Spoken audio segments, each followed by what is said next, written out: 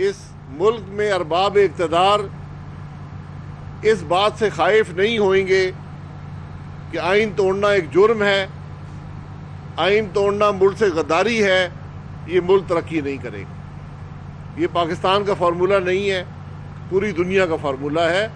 P D M یہ بات لے کر میدان میں آئی ہے، ہمیں اقتدار میں حصہ نہیں چاہیے، ہم اس نظام کو بدل کے پاکستان کو ایک بہتر مستقبل دینا چاہتے ہیں۔ آج ایک وزراء کی فوج جو ہے وہ کہہ رہی ہے جی پی ڈی ایم، میں وزراء سے کہتا ہوں اپنے کام کی بات کریں، اس طرح عوام کو بتائیں کہ آپ نے اپنے محکمے کے اندر کیا کام کیا ہے۔ پی ڈی ایم کل ایک اجلاس ہوا، پی ڈی ایم نے ہر فیصلہ جو ہے وہ اتفاق رائے سے کیا ہے۔ کل اس بات پر کہ لانگ مارچ کے بعد استعفے دیے جائیں یا نہ دیے جائیں، اس پر اتفاق رائے قائم نہیں ہو سکا۔ پیپلز پارٹی کو مہلت دی گئی ہے کہ اپنی سینٹرل ایگزیکٹو کمیٹی سے یہ فیصلہ لیں، اس بات کی اجازت لیں، ان کے سامنے یہ رکھیں کہ آج ہم اس فرسودہ نظام کا حصہ نہیں بننا چاہتے۔ ہم یہ سمجھتے ہیں کہ آج ملک کے لیے، عوام کے لیے یہ بہتر ہے کہ اپوزیشن جو ہے اس نظام سے، جس کا کوئی ادارہ نہیں چل رہا، جہاں پر پارلیمان مفلوج ہے، جہاں پر حکومت عدلیہ پر حملہ آور ہے، جہاں پر حکومت صحافت پر، میڈیا پر حملہ آور ہے، جہاں حکومت الیکشن کمیشن پر حملہ آور ہے، جہاں حکومت کو مہنگائی کی پرواہ نہیں، جس کا وزیر اعظم پاکستان کی تاریخ میں سب سے زیادہ تقریریں کر چکا ہے، لیکن ایک دفعہ بھی مہنگائی کی بات نہیں کر سکا، ایک دفعہ بھی پاکستان کے عوام کی بات نہیں کر سکا۔ پی ڈی ایم کی کامیابی یہ ہے کہ وہ باتیں جو دبے الفاظ میں بند کمروں میں ہوتی تھیں، آج پاکستان کے عوام کے سامنے ٹیلی ویژن پر ہوتی ہیں۔ جو مقدس گائے تھی وہ مقدس گائے آج جواب دہ ہے۔ یہ معاملات جو ہیں، یہ پی ڈی ایم ایک تحریک ہے، اس تحریک کا مقصد ملک کو آئین کے مطابق چلانا ہے۔ یہ واحد مقصد ہے جس کے لیے مسلم لیگ اور دیگر جماعتیں پی ڈی ایم میں شامل ہیں۔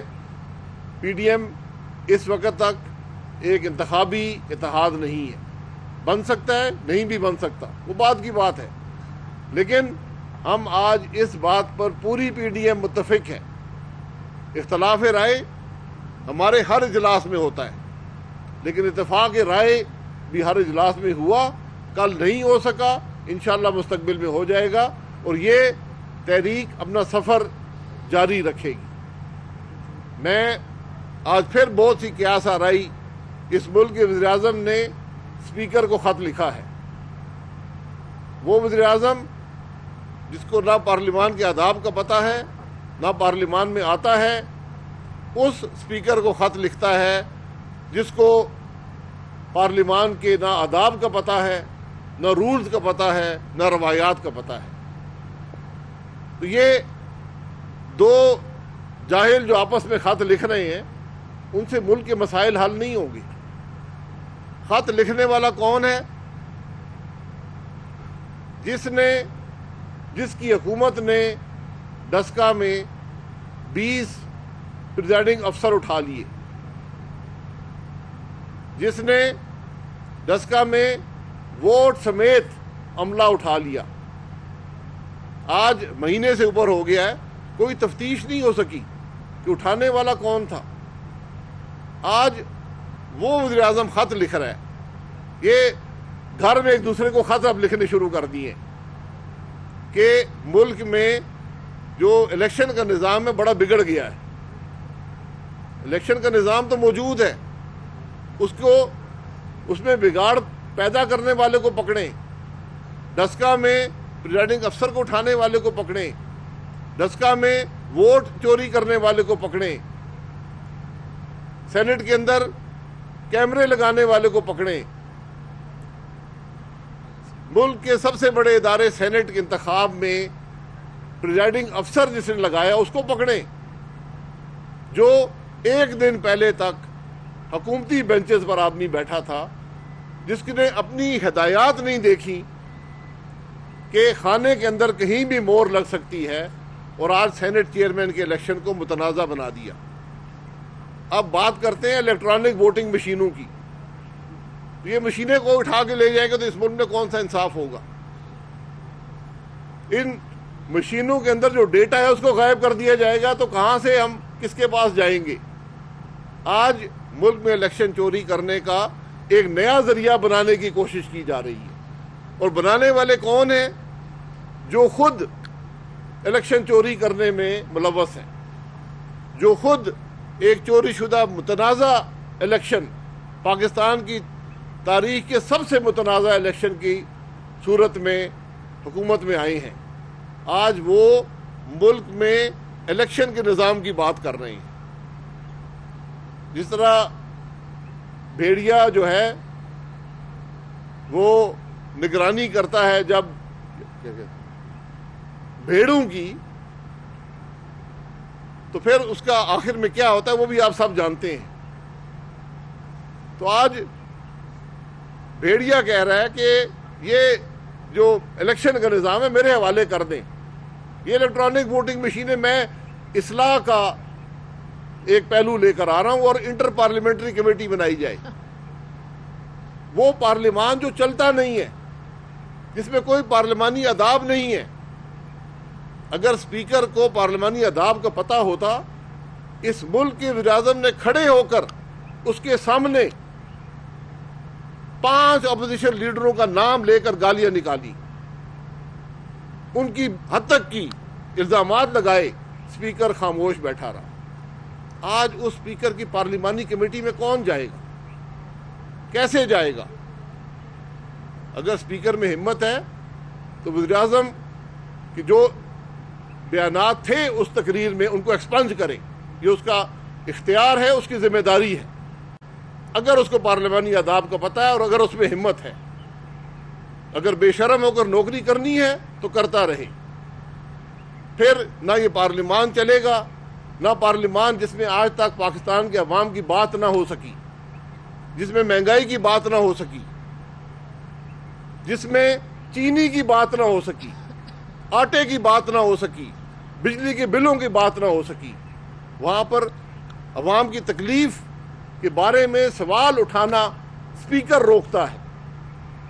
اسپیکر آج ملوث ہے اس پارلیمان کے نظام میں، یہ نظام نہ چل سکے۔ اسپیکر جو ہوتا ہے غیر جانبداری کا مظاہرے کے ساتھ اپوزیشن کا اعتماد حاصل کرتا ہے۔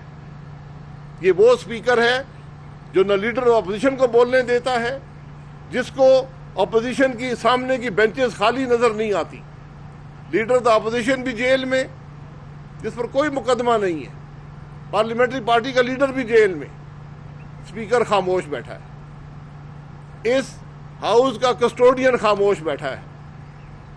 یہ آج ملک کی بدنصیبی ہے۔ اس اسپیکر پر کون اعتماد کرے گا؟ اسمبلی کے احاطے کے اندر 6 قومی اسمبلی کے ممبران پر ایک موب جو ہے، بدماش جو ہیں وہ حملہ ور ہوتے ہیں، اسپیکر خاموش بیٹھا ہے۔ اسی دن 1 گھنٹے بعد لیڈر آف دا ہاؤس، جو سارے ہاؤس کا لیڈر ہوتا ہے، وہ تقریر کرتا ہے، سوائے اپوزیشن کو گالیاں نکالنے کے نام لے لے کر اور کوئی بات نہیں کرتا۔ اس میں بھی اتنی اخلاقی قدریں نہیں ہے کہ یہی کہہ دیتا یار یہ بڑا غلط ہوا ہے، ہم نے نہ ایف آئی آر کی درخواست دی ہے، نہ ہم چاہتے ہیں ایف آئی آر کی درخواست دینا۔ یہاں ایک کاؤنسل آف ایلڈرز کا ہمیں خط ہے، کاؤنسل آف ایلڈرز بنے گی۔ یہ قبیلہ نہیں ہے میرے بھائی، یہ پارلیمان ہے، یہاں پر کمیٹیاں موجود ہیں۔ اسپیکر کو اسی دن نوٹس لے کر اسی وقت کمیٹی کا اجلاس بلانا چاہیے تھا۔ اس کی ذمہ داری کے اندر حملہ ہوا ہے، اس کی وجہ سے حملہ ہوا ہے۔ یہ وہی اسپیکر ہے جس نے یہ روک دیا تھا کہ جہاں پر ہم رہتے ہیں، جو پارلیمنٹ لاجز ہیں، جو ایم این ایز رہتے ہیں، سینیٹر رہتے ہیں، وہاں پر میڈیا نہیں آ سکتا. یہ اسپیکر کے آرڈر ہیں. تو آج پی ڈی ایم جو ہے وہ ان خرابیوں کو مقابلہ کرنے کے لیے آئی ہے. ہم کچھ ذاتی طور پر نہیں چاہتے. ہم نے اسپیکر سے پروڈکشن آرڈر مانگنے چھوڑ دیے ہیں. جو اس کی ذمہ داری ہوتی ہے کہ عوام کے نمائندے اسمبلی میں آ کر اپنے عوام کی نمائندگی کر سکے، اس اسپیکر نے اس سے بھی محروم کیا ہے پاکستان کے عوام کو. تو آج انشاءاللہ پی ڈی ایم اپنے نظریے پر، اپنے راستے پر، تحریک پر، اپنے مقصد پر قائم ہے اور انشاءاللہ آگے بڑھے گی. اس ملک کو انشاءاللہ ایک آئینی اور قانونی نظام حکومت دے گی. ایک سیکنڈ ٹھہر جائیں.